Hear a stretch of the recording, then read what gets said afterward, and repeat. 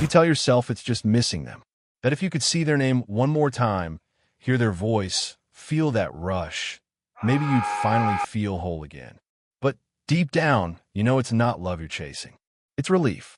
It's that electric hit your body got used to every time they texted back. It's wild, isn't it?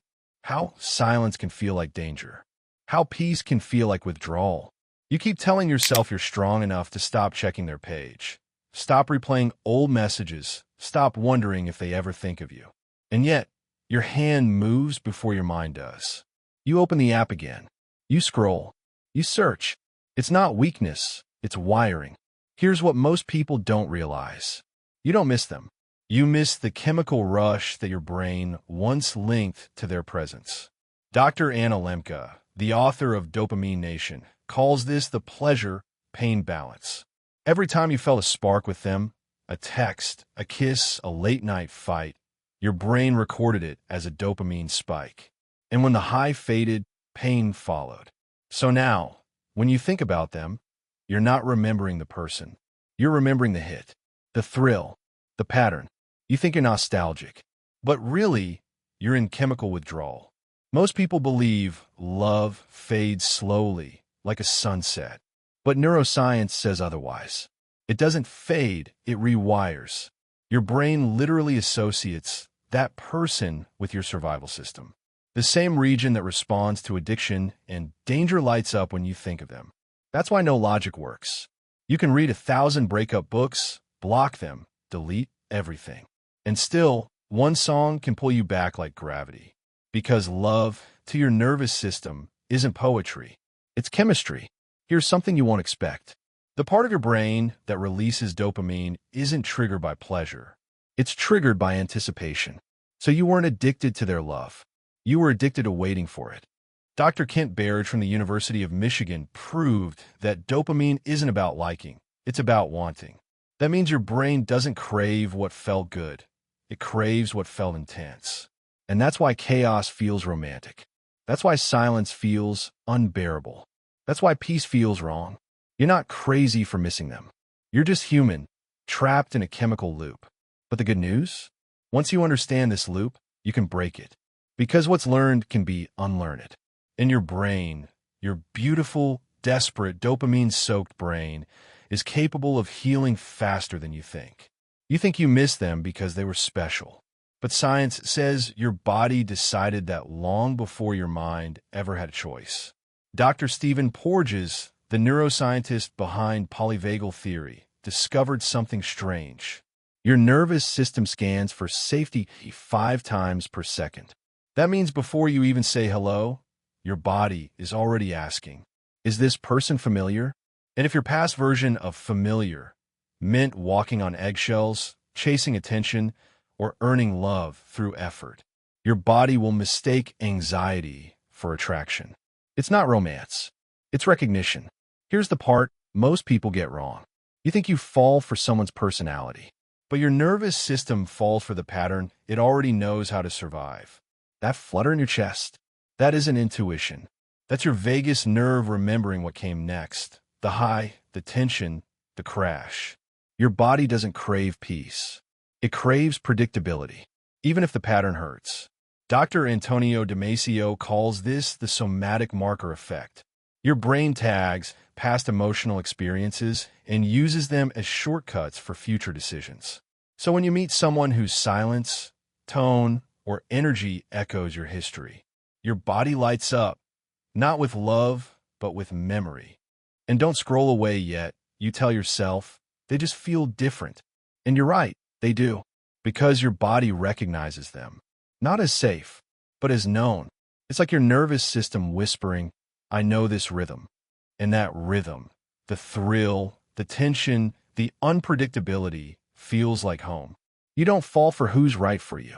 You fall for who your body believes it can survive. And here's what you might not expect. That's not your fault. That's your biology doing its best to keep you alive. Dr. Gabor Mate, the trauma expert behind the myth of normal, once said, the attempt to escape from pain is what creates more pain. And that's what this cycle really is. Your nervous system chasing the same pain, hoping this time it'll end differently. But it never does. Because until you break the pattern, your chemistry will keep choosing chaos. You call it my type, but your type isn't a preference. It's a trauma response wearing good shoes. You think you're picking someone new, but it's the same emotional architecture with a different face. Different haircut, same unavailability. And yes, that stings, but it's the first truth that sets you free. Here's something else you probably didn't know. Calm people can actually feel off to you. Their steadiness doesn't match your old survival soundtrack. You mistake stillness for boredom, because no one ever taught you that safety can be stimulating too. And that's why the people who text back quickly, who don't play games, who stay consistent, feel like there's no spark. But that spark isn't love. It's adrenaline. And the rush you miss isn't them. It's the uncertainty that kept your brain lit like a slot machine.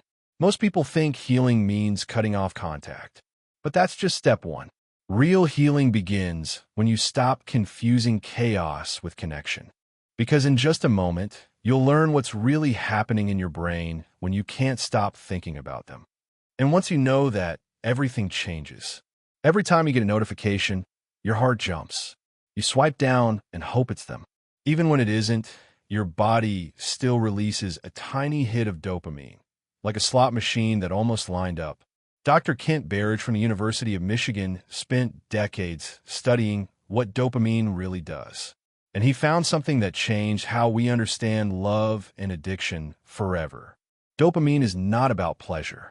It's about wanting. You don't get the chemical rush when you have them. You get it when you're about to. That moment right before they text back, that's the high. You think you're addicted to their presence. But what you're really addicted to is anticipation. And this next part might surprise you.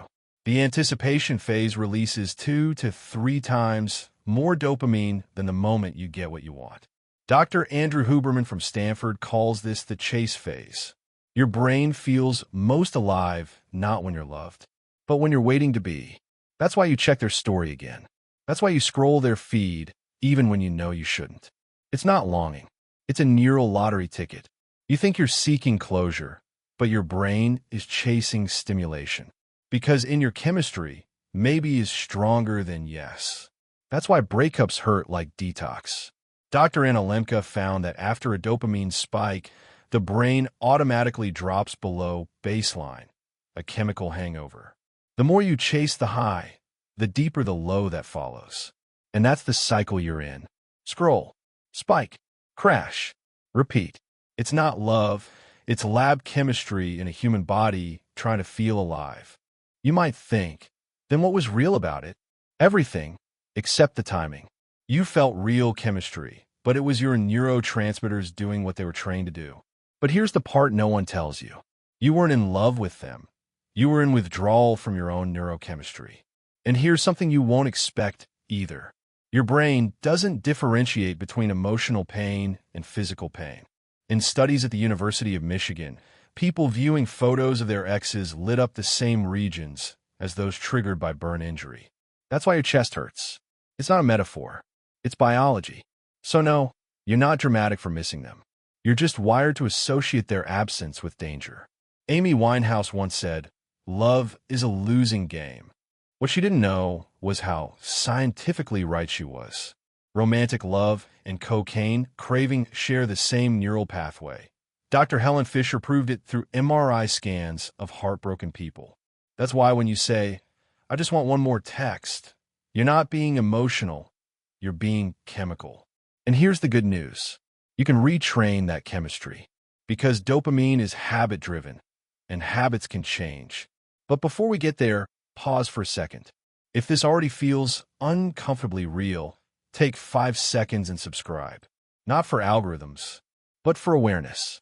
Because the moment you can name the pattern, you start breaking it. You won't want to miss what's next, because we're about to talk about how your identity got wired into this loop, and how to finally pull yourself out of it. You've probably heard people say, just love yourself more and you won't chase the wrong person. But that's not how it works. Because you don't chase pain because you like it. You chase it because somewhere deep down, your body equates chaos with safety. You learn that love means trying harder. That being needed means being loved. That peace is what happens right before you get hurt again. You didn't choose those lessons. They were downloaded into your nervous system long before you had language. Dr. Gabor Mate once said, "We are not addicted to the substance. We are addicted to the escape from pain." And that's exactly what this is. You don't crave the person. You crave the version of yourself that existed when they wanted you. That confident, chosen, magnetic you. The one who felt alive because someone else's eyes said you mattered. That's the hidden addiction, not to them, but to significance. Most people believe attraction is about compatibility.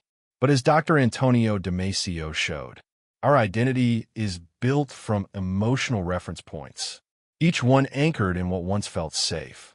If all your safety came from fixing, saving, or earning love, then stillness feels like losing purpose. You've been a firefighter for so long. That quiet feels like danger. So your mind starts new fires, not because you want pain, but because pain feels like proof you still exist. And here's where it gets even trickier. You call it chemistry, but it's actually the sound of your old survival strategies coming back online. Carl Jung once wrote, "Until you make the unconscious conscious, it will direct your life, and you'll call it fate." That's why you keep ending up in the same story, just with a different face. You think it's fate, but it's your nervous system remembering the script. Every time you meet someone who reminds you of the past, your body whispers, "Maybe this time, the story will end differently." But biology doesn't rewrite stories through willpower. It rewrites them through experience. And that's where healing begins, not by avoiding triggers, but by learning to hold them without reacting. Here's something you won't expect. You don't heal by cutting everyone off. You heal by teaching your body that peace doesn't mean abandonment. Most people run from the quiet because they think it's loneliness. But quiet is where rewiring happens. That's where your brain starts building new associations. Calm equals safe. Silence equals stability. Love equals consistency. And at first, that feels boring. Your dopamine system goes flat. You'll tell yourself, "I don't feel the spark." But that's not a red flag. It's recovery. Your body is detoxing from intensity. Dr. Anna Lemke calls it the dopamine dip. When your baseline recalibrates after too much stimulation, you mistake balance for emptiness because your chemistry still thinks chaos equals life. And here's the part that catches most people off guard. Peace won't feel peaceful at first. It'll feel suspicious because your body doesn't trust what it's never known. But that doesn't mean it's wrong. It means it's new. And this next part might change how you see yourself completely. You're not broken for craving the wrong people. You're just living in the echo of an old nervous system doing its best to protect you. You're not chasing love. You're chasing regulation. And that's something you can learn to give yourself. Because your body can't tell the difference between someone else calming you and you calming you. It just wants the signal that says, "We're safe now." So what does healing actually look like? Because awareness isn't enough. You can understand every pattern in the world, but until your body feels a new outcome to an old trigger, it will keep replaying the same story. Dr. Bruce Ecker calls this emotional memory reconsolidation. It means your nervous system can't be convinced by logic. It only learns through experience. So here's how you start. And don't skip this part, because this is where theory turns into freedom. Micro-practice number 1. Next time you feel that familiar pull, that magnetic rush, don't fight it. Study it. Pause. Notice what's happening inside your body. Is your chest tight? Is your breath shallow? Are your shoulders rising without you realizing? That's not attraction. That's activation. Now, imagine turning the emotional volume down by 10%. Slow your breathing by 1 beat. This isn't about controlling your feelings. It's about teaching your body. We're safe even without the high. Do this every time the urge hits, and your vagus nerve starts to rewire, literally shifting what safe feels like in your body. It's slow, but it's real. You'll start noticing small miracles. Like one day you'll see their post, and your stomach won't drop. That's not indifference. That's your nervous system remembering peace.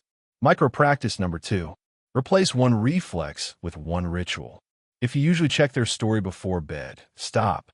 Instead, put your phone face down and place your hand on your chest. Inhale through your nose for 4 seconds. Exhale through your mouth for 6.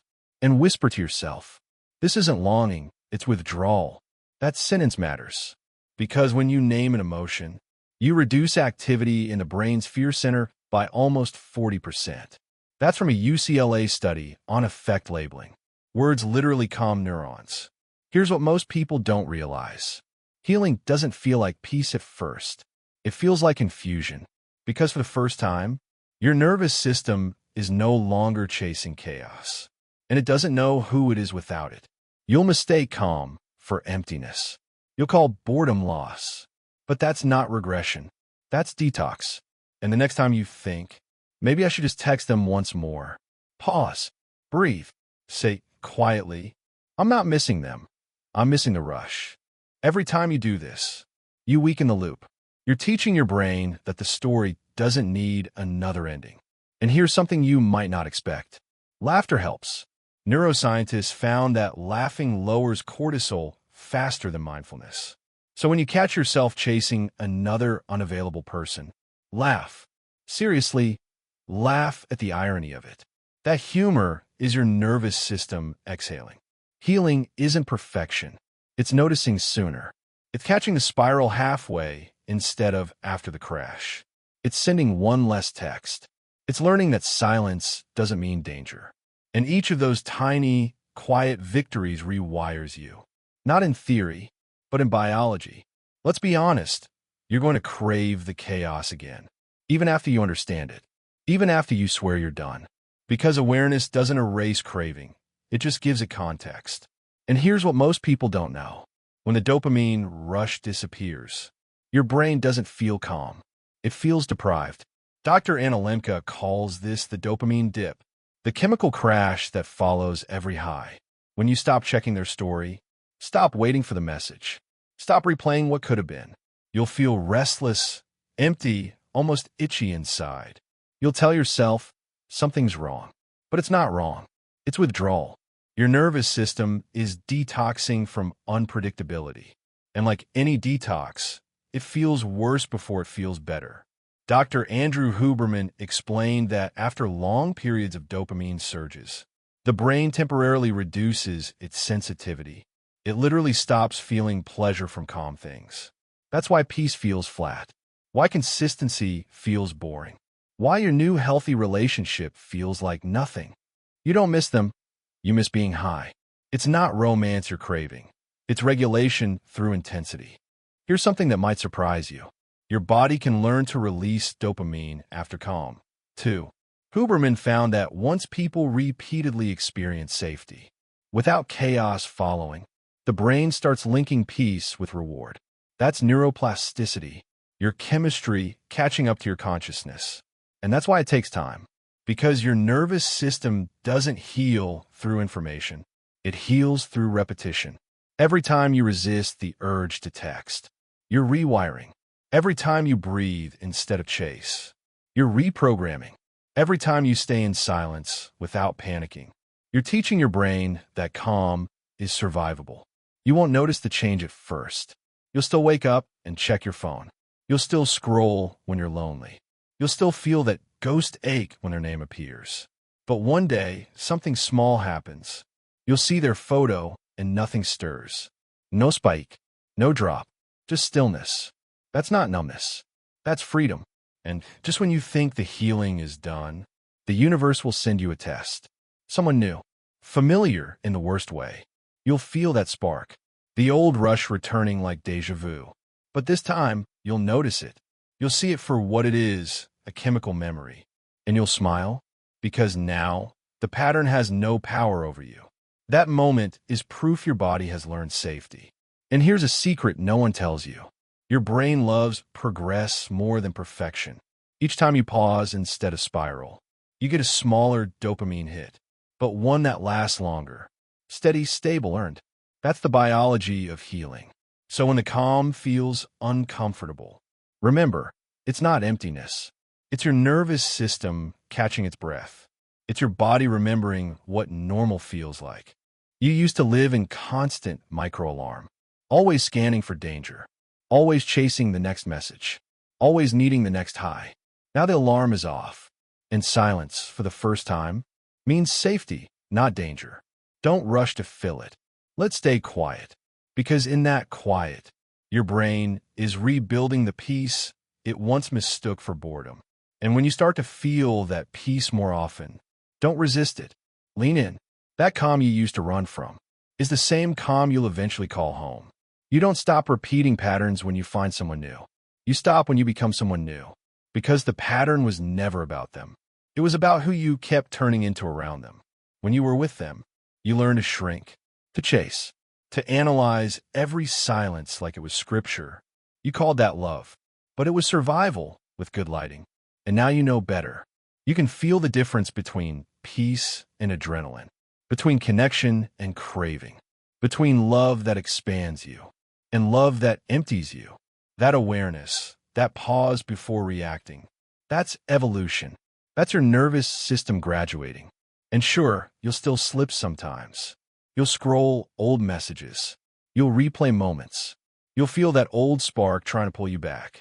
But this time you'll smile, because you'll recognize it not as fate, but as feedback. Relapse isn't failure. It's data. It's proof that your brain is still learning, still pruning old neural branches that no longer serve you. You've learned to sit in the silence. You've learned to find calm inside yourself, instead of in the chaos of someone else. And that's how you reclaim power, not by winning the breakup, but by ending the war inside you. You stop calling anxiety passion. You stop calling absence depth. You stop confusing being needed with being loved.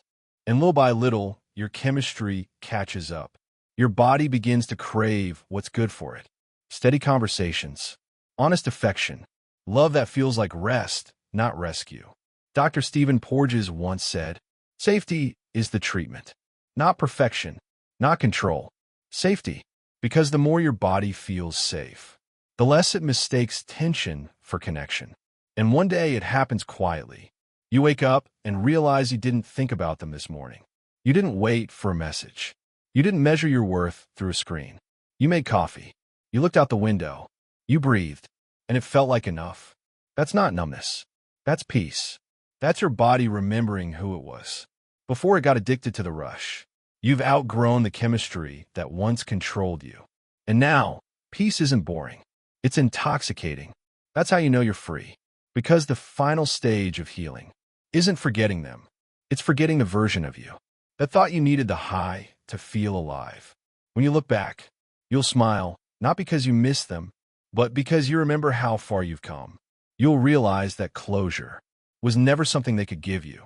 Closure was the moment your body stopped asking, "Am I still in danger?" And that's the moment you stepped into power. So tonight, when the quiet feels too loud, don't rush to fill it. Let stillness speak. Let curiosity pass without reward. You're not losing a connection. You're gaining control. You're not chasing the hit anymore. You're choosing the healing. And if this felt true for you, leave a comment, not for engagement, but because your story might give someone else the language to heal their own. And if you want more reminders like this, not to chase love, but to understand it, subscribe, not for algorithms, but for awareness. Because awareness turns pain into pattern, and pattern into peace. And peace, the kind you used to call boring, finally feels like home.